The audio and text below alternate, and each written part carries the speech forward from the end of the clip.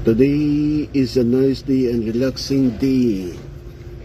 And good morning to all my friends.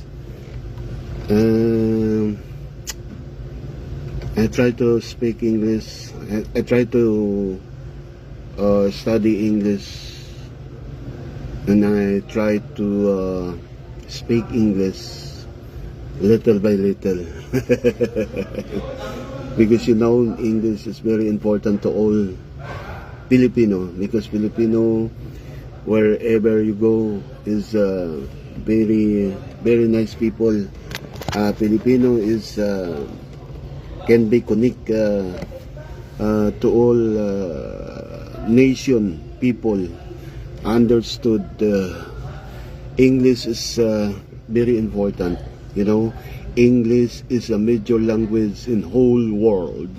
So I'm trying to speak. I'm trying to study English little by little. But my feeling is very scared. But I'm trying. I'm trying too hard. And yun na nga, kailangan kong mag-aral ng English. Kayo rin, baka gusto nyo mag-aral ng English. Magandang umaga po sa inyong lahat.